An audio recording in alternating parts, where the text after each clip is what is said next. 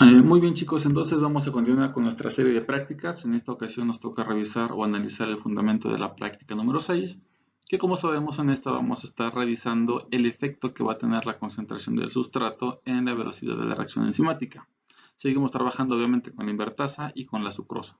Entonces esta es la reacción, esquemáticamente cómo se vería, cómo va a reaccionar nuestra invertasa con la sacarosa, bajo ciertas condiciones, va a formar el complejo enzima sustrato y finalmente va a estar liberando los productos. De manera sencilla podemos observarlo de esta manera. Tenemos que la enzima se une al sustrato y vamos a obtener nuestros productos. Pero si quisiéramos ser un poco más exquisitos, lo podríamos ver de esta manera. Vamos a ver que la enzima y el sustrato se van a estar formando o juntando en forma de complejo enzima sustrato con una cierta velocidad y que para que se forme el producto tiene que llevarse a cabo pues algún cambio en el sustrato por acción de la enzima y que el producto se va a estar liberando de este complejo enzima sustrato con cierta velocidad. Viéndolo ya un poco más esquemáticamente, lo podemos representar de la siguiente manera en este gráfico. Aquí podemos ver diferentes líneas, básicamente cuatro. La primera, hasta acá arriba podemos ver en color una tonalidad azul, vemos la concentración del sustrato, que como se dan cuenta es bastante alta, mientras que en la parte inferior podemos observar la concentración del producto. Evidentemente, en el eje de las X tenemos el tiempo, y en el tiempo cero la concentración del sustrato es bastante alta, mientras que la concentración del producto pues es de cero, porque no se ha formado. Obviamente, cuando comience a unirse la enzima con el sustrato y se forme el complejo enzima-sustrato, pues vamos a tener que el sustrato, las moléculas de sustrato van a comenzar a disminuir su número para aumentar las moléculas del producto. Entonces, conforme va disminuyendo la concentración del sustrato, lógicamente se espera que aumente la concentración del producto. Además, vemos otras dos líneas muy importantes. Una va a representar la concentración del complejo enzima-sustrato, que es esta aquí como anaranjadita, y otra va a estar acá, una que también tiene una coloración más celeste, que va a representar la concentración de la enzima libre. Pasa exactamente lo mismo. Al inicio de la reacción vamos a tener nuestra cantidad de sustrato totalmente normal. Digo, nuestra cantidad de sustrato, nuestra cantidad de enzima. En el tiempo cero, la enzima se va a encontrar libre. Cuando decimos que la enzima disminuye, no estamos diciendo que la enzima se esté degradando, que esté desapareciendo.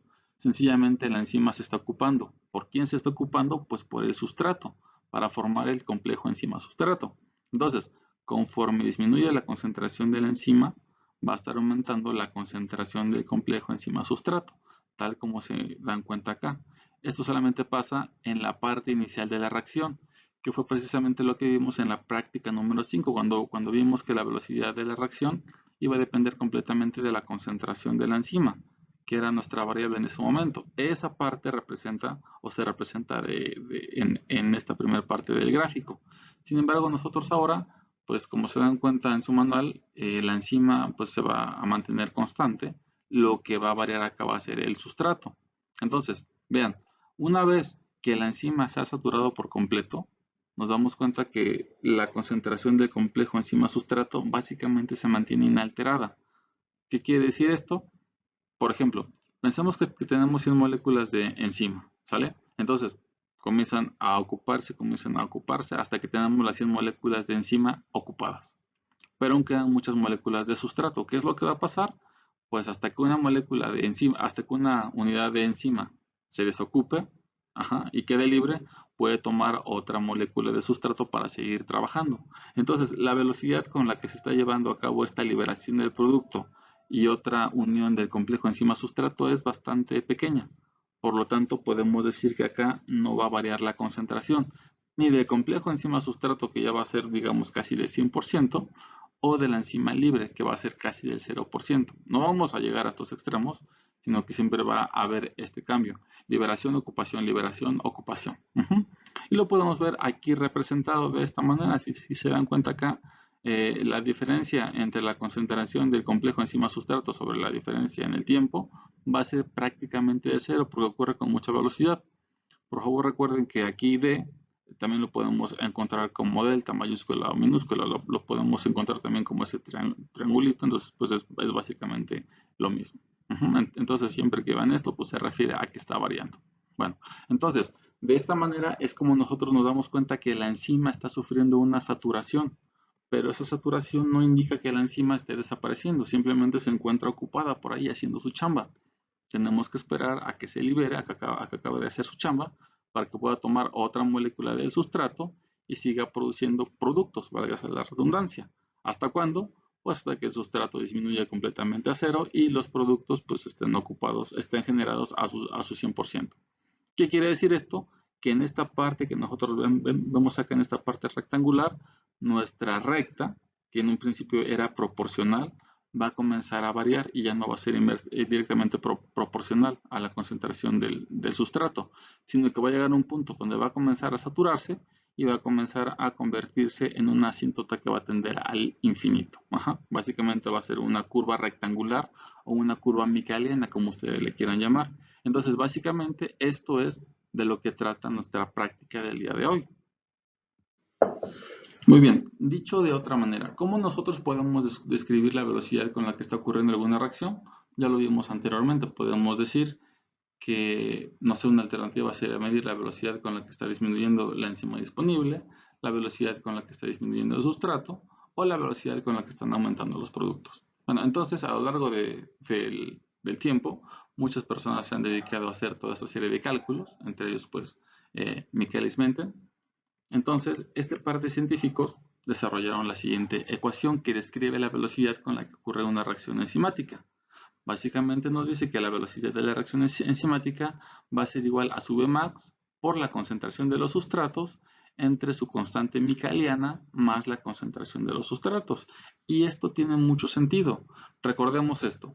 La Vmax se va a alcanzar cuando nosotros hayamos alcanzado, digamos, la velocidad máxima que nuestra enzima es capaz de alcanzar bajo ciertas concentraciones de sustrato, básicamente un poquito antes de saturarse o básicamente justo cuando se está saturando. Mientras que acá, en la parte del divisor, vamos a tener la constante micaeliana más la concentración de los sustratos. Recordando que es la constante de Michaelis-Menten, se refiere sencillamente a la cantidad de sustrato que se ha consumido para alcanzar la mitad de la velocidad máxima. Para que esto quede un poco más claro, vamos a ver el siguiente gráfico, ¿sí? Donde nosotros podemos observar cómo tenemos una cierta velocidad máxima que se va a alcanzar en este punto, justamente cuando estamos llegando a la saturación de la enzima, en esta parte de acá. Vemos que vamos a tener cierta cantidad de sustrato conforme va aumentando la velocidad, ¿sí? Y nos damos cuenta que la Km es exactamente la mitad, ¿sí?, de la velocidad máxima y se refiere a la cantidad de sustrato, digámoslo así, a la cantidad de combustible que va a requerir esa reacción o esa enzima para alcanzar un medio de la velocidad máxima, que es lo que nosotros podemos observar de esta manera. Ahora, va a depender lo que nosotros estemos observando. Por ejemplo, si nosotros decimos acá que nos interesa ver cómo está aumentando la velocidad en relación a la concentración del sustrato, podemos definirlo de esta manera. La velocidad va a ser igual a la velocidad máxima por la concentración del sustrato entre la constante de Michaelis-Menten, porque estamos hablando de que existe una proporcionalidad que va a depender precisamente de la concentración del sustrato. Obviamente esto va a ser menor. Esto se aplica solamente cuando la concentración del sustrato va a ser menor pues a la Km.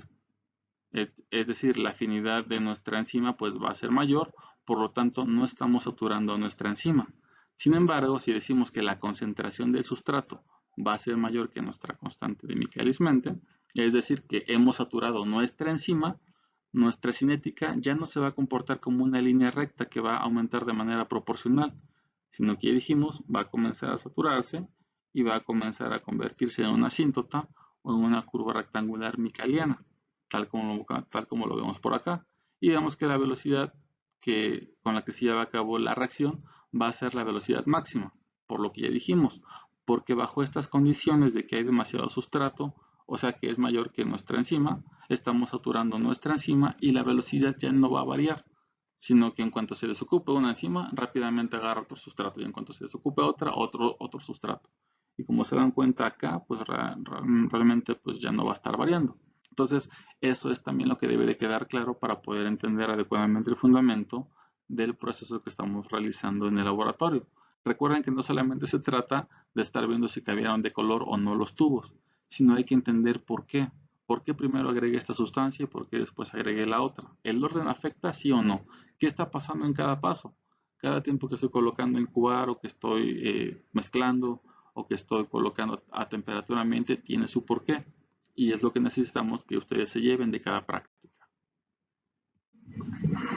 En la tabla 6.1 podemos ver cómo se prepararon los tubos para llevar a cabo nuestro experimento. Tenemos los tubos, tenemos 6 tubitos. En el primero que va a ser nuestro testigo, recuerden que va a ser nuestro blanco, y posteriormente tenemos el tubo del 1 al 5, donde vamos a ver las diferentes condiciones. Con diferentes condiciones de reacción me refiero precisamente a la concentración del sustrato.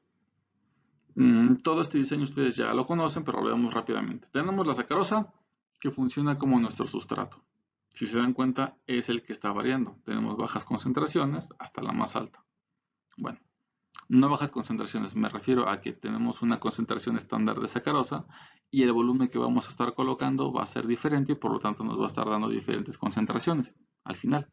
Bueno, luego tenemos nuestro regulador de acetato, sabemos que la reacción se lleva a cabo en pH de 4.7, tenemos el medio que va a ser acuoso y tenemos acá una preincubación. Esta preincubación tiene el objetivo de que se mezcle adecuadamente lo que hemos colocado en los tubos. Después de esa preincubación viene ahora sí la reacción enzimática o la hidrólisis por parte de la enzima. Aquí esta L que ustedes ven como invertida es un error de la imprenta.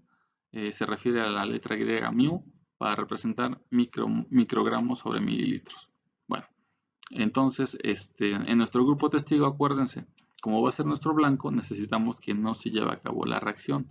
Por lo tanto, primero colocamos el DNS y después colocamos nuestra enzima, para que en cuanto la enzima caiga, se desactive y no le dé tiempo de interactuar con la sacarosa, porque necesitamos que al leer en el espectro tenga todas estas sustancias, pero sencillamente no tenga la que vamos a leer, que va a ser el DNS reducido. ¿Y cómo se va a reducir? Pues con la presencia de la glucosa que se ha hidrolizado a partir de la sacarosa. Entonces, solamente en el grupo testigo, primero DNS y luego la enzima. Mientras que en los otros tubos hay que colocar, pues normal, todas las enzimas. Punto 5, punto 5, punto 5, punto 5, punto 5. Posterior a eso, acuérdense, hay que mezclarlo adecuadamente, suavecito. Y lo vamos a incubar durante 5 minutos a temperatura ambiente. ¿Qué es lo que va a pasar en estos 5 minutos? La hidrólisis de la que hemos estado hablando. La invertasa se va a unir con la sucrosa y va a comenzar a hidrolizarla en glucosa y en fructosa. Bueno, una vez que se ha completado esta hidrólisis, o bueno, una vez que se ha completado el tiempo de hidrólisis, que van a ser 5 minutos, muchas moléculas de sucrosa se hidrolizaron en esos 5 minutos, vamos a llevar a cabo la inactivación, la cual se va a llevar a cabo adicionando el DNS. Recordemos que el DNS, además de funcionar como un indicador, también va a funcionar como un inactivador. Tal como lo hicimos acá, aquí primero agregamos el DNS al tubo y luego acá la invertasa. Ahora que ya agregamos acá la invertasa, vamos a agregarle 0.5 mililitros de DNS a cada tubito para detener la reacción, para que ya no siga hidrolizando más invertasa. Enseguida, una vez que ya llevamos a cabo la inactivación, vamos a llevar a cabo el desarrollo del color, es decir, vamos a colocar las condiciones para que la glucosa reduzca a nuestro DNS. ¿Cuáles son esas condiciones? Pues sencillamente 92 Celsius durante 5 minutos en baño amarillo. Después de esos 5 minutos, lo que vamos a hacer es esperarnos a que nuestra reacción se estabilice, es decir, lo podemos dejar a temperatura ambiente ya que se enfríe, o pues si tenemos prisa en el laboratorio utilizamos baños de hielo o baños de agua helada. Los colocamos ahí un medio minuto, ya están totalmente fríos y ahora sí podemos pasar a leer al espectro. Como ustedes recordarán de la práctica, en la mayoría de los casos no hubo necesidad de diluir. Sencillamente íbamos al espectro, ajustábamos a cero con nuestro blanco y a continuación comenzábamos a leer cada una de las muestras. ¿Sí? Pero hubieron ocasiones en que algunos compañeros la lectura les daba pues lecturas bastante grandes, entonces no se podían leer, por lo tanto hubo que diluir. Recuerden, ese dato es importante, ya que el volumen total en cada tubo es de 2.5 mililitros, pero si tuvieron esta situación, tuvieron que diluir con 2 mililitros, y eso es importante para que cuando hagan los cálculos en la interpolación de su curva, pues sepan que el volumen no fue de 2.5 mililitros, sino de 4.5 mililitros. Bueno, entonces, ustedes pues ya tienen ¿cómo se llaman? Sus tubos listos y van a llevar a cabo la lectura de cada uno de estos. Aquí, por ejemplo, les muestro la misma tabla que vimos hace un momento, solamente con la parte que nos interesa, que es la de los resultados y las leyendas de cada uno de los tubos que tenemos por ahí. Bueno, entonces acá en primer lugar tenemos nuestras lecturas. Acuérdense, nuestro testigo fue nuestro blanco para ajustar a cero el espectro y enseguida tuvimos una serie de lecturas como podemos observar acá. Desde acá podemos darnos cuenta que a mayor concentración de sustrato, si se dan cuenta, la absorbancia va a ser mayor. ¿Qué quiere decir? Que el color rojo fue mayor. Quiere decir que el DNS se redujo más porque se hidrolizó más sacarosa y tuvimos más glucosa que redujo al DNS. Bueno, esto desde aquí podemos verlo. No sabemos todavía cuánto. ¿Cómo vamos a saber cuánto? Pues tenemos que hacer uso de la interpolación en nuestra curva de calibración que preparamos en la práctica 2, que es la misma que les presento acá. Ya tenemos acá nuestra ecuación de la recta. Entonces, nosotros ya conocemos la pendiente. Nuestra pendiente es menos 0.0192. Digo, ya tenemos acá nuestra pendiente que es 0.7578 y tenemos acá nuestro intercepto en Y, que ahora sí es menos 0.0192. ¿Sí? Entonces, lo único que para conocer a X, lo único que nos falta conocer es a Y. Entonces hacemos nuestro espeje, X es igual a Y menos B sobre M. ¿Y quién es Y? Pues sencillamente nuestra absorbancia. Sencillamente tenemos que elegir cualquiera de estas absorbancias para comenzar a hacer nuestra interpolación. En este caso estamos eligiendo el tubo número 2, 0.238. Hacemos la sustitución, hacemos nuestras operaciones y nos damos cuenta que la cantidad de azúcares reductores expresados en micromoles sobre mililitro es de 0.3393. ¿Por qué decimos que está expresado en micromoles sobre mililitro? Porque son las unidades que nosotros utilizamos para construir nuestra gráfica o nuestra curva tipo o nuestra curva de calibración, como ustedes le quieran llamar. Entonces ya nos está dando los resultados por mililitro. Entonces únicamente tenemos que colocar nuestro dato y hacer el cálculo para los siguientes tubos y listo. ¿Por qué tenemos 0 en nuestro azúcar reductor? Pues precisamente no lo medimos, pero como es nuestro blanco, pues nos dio 0 de absorbancia y pues si nosotros colocamos aquí 0, pues nos va a dar 0 automáticamente. Ahora, a continuación nos dice, calcula la velocidad de la reacción expresado en unidades de invertasa. También ya lo sabemos hacer. Tenemos que la actividad de la invertasa va a ser igual a su velocidad y que su velocidad va a estar expresada como micromoles de azúcar reductor por mililitro entre los minutos. Ahora, ya conocemos estos datos, sencillamente hay que llevar a cabo esta sustitución. Ahora, hay que hacer una pequeña consideración. Aquí nos está diciendo que debemos de calcular cuántos micromoles nosotros estamos llevando a cabo. Digo, cuántos micromoles estamos llevando a cabo. Cuántos micromoles se produjeron. Porque acuérdense, nosotros medimos en el espectro cuántos micromoles teníamos, pero en un solo mililitro. Sin embargo, nosotros no teníamos un mililitro en cada uno de nuestros tubitos, sino que teníamos 2.5 mililitros. Entonces, para saber la cantidad total de micromoles que se redujeron, digo, de micromoles de glucosa que redujeron al DNS, tenemos que considerar el volumen total de nuestros tubos, de nuestra reacción. Entonces, en este caso, si ya tenemos los micromoles, pues ya sabe, de azúcar reductor solamente hay que multiplicarlos por el volumen total. Nuestro volumen total fue de 2.5 mililitros, hacemos nuestras operaciones y tenemos que nuestro total de micromoles de azúcar reductor fue de 0.8485. Entonces ya nada más lo dividimos entre 5, que fueron 5 minutos, y pues realmente ya obtenemos nuestra velocidad. Nuestra velocidad de la invertasa fue igual a 0.1697 unidades de invertasa. Entonces colocamos acá nuestro valor, hacemos el resto de nuestros cálculos y listo. Les digo, con que nos pongan 3 dígitos después del punto es más que suficiente. ¿Sale? Y bueno, finalmente lo que nosotros tenemos que evaluar acá o calcular sería la concentración del sustrato expresado en moles sobre litro, básicamente pues, la molaridad. Para esto también ya sabemos hacerlo y otra vez se los explico. La molaridad ya sabemos que es igual al número de moles sobre litro. Primero debemos de calcular cuántos moles me estoy llevando de nuestro sustrato de acuerdo a los volúmenes que coloqué en un principio. Entonces, si yo digo que molaridad es igual al número de moles sobre el litro y que la molaridad de nuestra sacarosa era de 0.2 moles, ¿qué quiere decir? Que yo tengo 0.2 moles en cada litro de la solución. Por lo tanto, tengo que ver qué volumen me llevé para saber cuántas moles me estoy llevando. Si yo dije acá, por ejemplo, que me llevé 0.15 mililitros, básicamente hago mi regla de 3, 0.15 por 0.2 entre 1000, y ya tengo acá que en 0.15 mililitros que yo me llevé, tenía 0.00003 moles. Entonces, ahora que ya conocemos ese dato, lo que tenemos que hacer es calcular cuántas moles tendremos en un litro de esta solución. Porque acuérdense, nos está preguntando la concentración del sustrato en moles de esa solución, de esos 2.5 mililitros que yo tenía, o de esos 4.5 mililitros si es que ustedes hicieron esa dilución. No nos está pidiendo que preparemos una solución diferente y que esto lo dividamos entre 1000 para tener otra solución distinta. Lo que nos está preguntando es cuál es la concentración del sustrato en nuestros tubos. Y considerando que la molaridad se está expresando en litros, en moles sobre litro, pues básicamente tenemos que llevar esto a litros.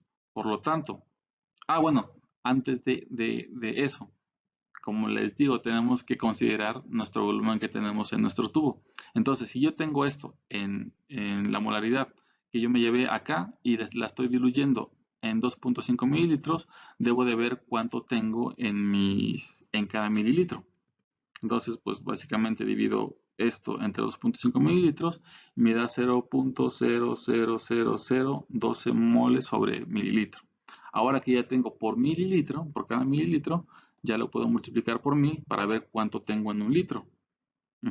Y básicamente me dice que en un litro tendría 0.012 de molaridad, que es básicamente lo que yo tendría aquí en mi tubo 2. Y ustedes tienen que hacer los cálculos respectivos para cada uno de los tubos. Aquí al testigo le estoy poniendo 0.04 porque si hacen los cálculos se van a dar cuenta que ahí efectivamente tengo sacarosa, que no reaccionó obviamente, pero tengo una cierta concentración de sacarosa, que básicamente pues es la misma, ya que en este tubo, el tubo testigo y en el tubo 4, les coloqué exactamente el mismo volumen. Entonces, esto pues ya tendría que hacer ustedes sus cálculos. En teoría tendría que dar lo mismo, solamente que a veces en cada práctica se van haciendo ajustes.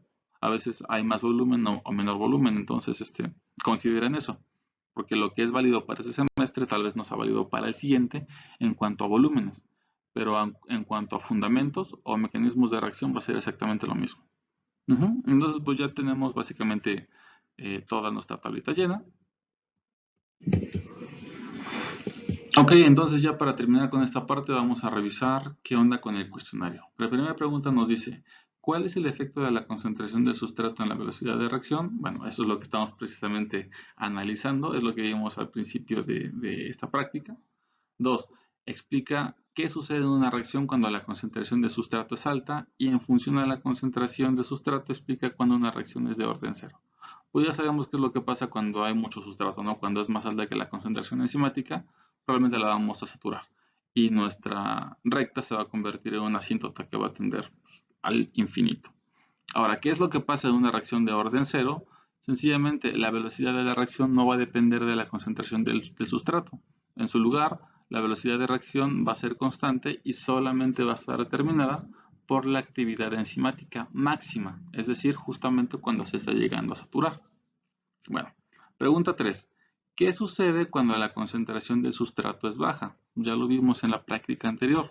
Realmente, si nuestra concentración de sustrato no alcanza a saturar a nuestra enzima, pues realmente vamos a obtener una pendiente recta, no vamos a obtener una curva, porque el aumento va a ser proporcional a. Pregunta 4. En función a la concentración del sustrato explica cuando una reacción es de orden mixto. Aquí ya es un poquito más complejo. Una reacción mixta, si la podemos llamar de esta manera, se refiere a que la enzima va a tener cierta afinidad o una afinidad diferente por el sustrato y una afinidad diferente por el producto. Entonces puede haber una combinación de comportamientos de reacción tanto de orden cero, como ya vimos, como de primer orden, que apenas vamos a revisar. Entonces, la ecuación de la velocidad para una reacción mixta pues va a ser más compleja, ya que va a implicar tanto la concentración del sustrato como la concentración del producto. Bueno, y finalmente la pregunta 5 dice, En función de la concentración de sustrato explica cuando una reacción es de primer orden. Bueno, cuando hablamos de una reacción de primer orden, nos referimos a que la velocidad de la reacción va a ser proporcional a la concentración del sustrato. ¿Sí? Vamos a decir que si la reacción está aumentando la velocidad es porque el sustrato está aumentando. Entonces, la ecuación para una reacción de primer orden va a ser igual a la velocidad, o la velocidad va a ser igual a la constante por la concentración del sustrato. ¿Sí? Siempre va a ser la constante de velocidad, pues, va a depender de la enzima y obviamente pues por la concentración del sustrato con la que estamos trabajando en ese momento. Entonces, esto es a grandes rasgos. Evidentemente ustedes tienen que meterse más a la literatura, revisen. El Leninger, por supuesto, siempre es la mejor recomendación, pero pues busquen información donde ustedes gusten. Siempre consulten información académica, por favor. Y ya para el informe, acuérdense, introducción, objetivos, resultados, gráficas, cálculos, ejemplos de cálculos, la discusión y las conclusiones. De esto hemos estado hablando en cada una de las prácticas, pero por favor recuerden que la descripción de los resultados no son discusiones y que para poder discutir eficientemente algo, deben de estar comparando sus resultados con lo que se encuentra reportado en la literatura. ¿Qué van a investigar ustedes en este caso? Lo que otros científicos u otros investigadores o incluso otros estudiantes de otras universidades han encontrado al trabajar con la invertasa a diferentes concentraciones del sustrato, para que verifiquen si efectivamente en el momento en el que a ustedes se les saturó la enzima, también se les saturó a los demás, o si no, todo da pie a la discusión. Entonces se espera que ustedes hagan una buena discusión de sus resultados. Las conclusiones, pues solamente decir qué fue lo que encontraron y punto. No se trata de estar ahí echando choro ni nada de eso. Hay que ser bastante puntuales. Y pues las referencias. Y si sus profesores pidieron preguntas extras, pues contéstenlas por favor. Yo creo que con esto terminaríamos esta parte de acá. Entonces, si tienen dudas, pues ya saben, en el laboratorio o me pueden mandar mensajes. Saludos.